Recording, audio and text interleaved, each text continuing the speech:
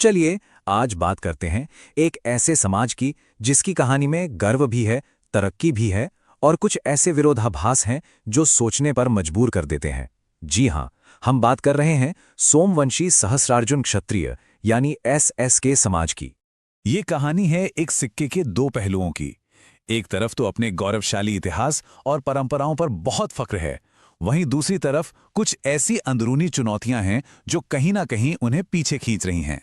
अच्छा, एक बात सोचिए। जैसे ही कोई कहता है एसएसके समाज, तो ज्यादातर लोगों के दिमाग में सबसे पहली चीज क्या आती है? हाँ बिल्कुल, ज्यादातर लोगों के लिए इसका जवाब सिर्फ एक ही है, सावजी होटल। वो तीखे मसालेदार खाने के लिए मशहूर सावजी होटल। ये नाम जैसे उनकी पहचान का दूसरा नाम बन गया है। पर रुकिए, क्या यही पूरी सच्चाई है? बिल्कुल नहीं। ये तो कहानी का सिर्फ एक हिस्सा है। इस एक पहचान के पीछे एक पूरी की पूरी दुनिया है जो इससे कहीं ज्यादा गहरी और दिलचस्प है। तो आइए इस दुनिया में थोड़ा और अंदर चलते हैं। तो सबसे पहले शुरू करते हैं इनकी जड़ों से, उस विरासत से जिस पर इस पूरे समुदाय की नींव रखी गई है। तो एसएसके का मतलब है सोमवंशी सहस्रार्जुन क्षत्रिय।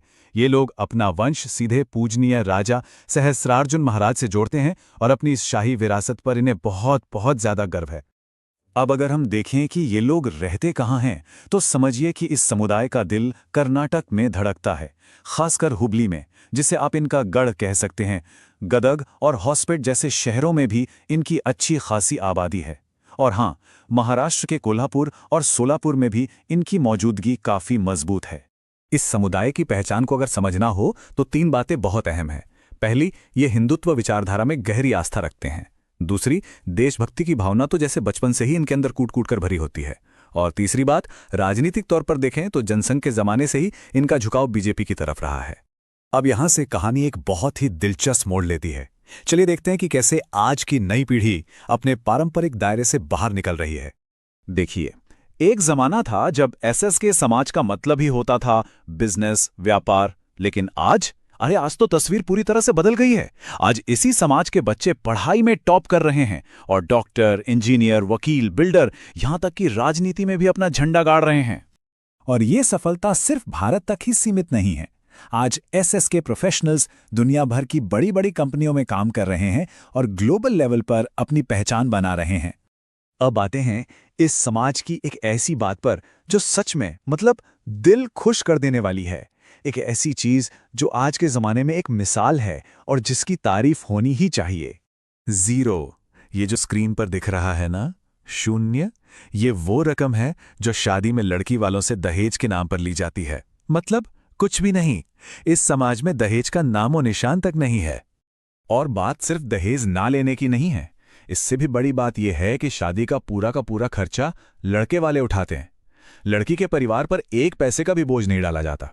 ये सिर्फ एक रिवाज नहीं है, ये असल में महिलाओं के लिए सम्मान और समाज में बराबरी का एक जीता जागता शानदार उदाहरण है। वाकई ये एक बहुत बड़ी और प्रेरणा देने वाली बात है। लेकिन जैसा कहते हैं ना, हर चमकती चीज सोना नहीं होती। इस पूरी अच्छी तस्वीर के पीछे कड़वा सच भी है। तो अब बात करते हैं समाज के अंदर चल रहे संघर्ष की। दिक्कत यह है कि तरक्की की राह में जो रोड़े हैं वो बाहर से नहीं बल्कि अंदर से ही आ रहे हैं। जैसे एक दूसरे की टांग खींचने की आदत। कोई नया आदमी काम शुरू करना चाहे तो उसको सपोर्ट नहीं मिलता। और एक बड़ी अजीब सी होड़ है, किसी एक ने कोई दुकान खोली तो दूसरा ठीक उसके बगल में वैसी ही दुकान खोलकर बैठ जाएगा। नतीजा, दोनों का नुकसान।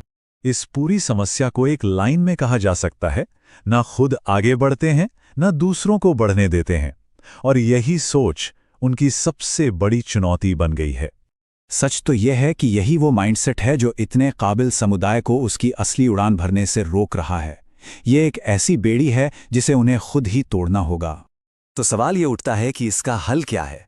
एक बेहतर भविष्य बनाने के लिए क्या करना होगा? चलिए इसी पर बात करते हैं।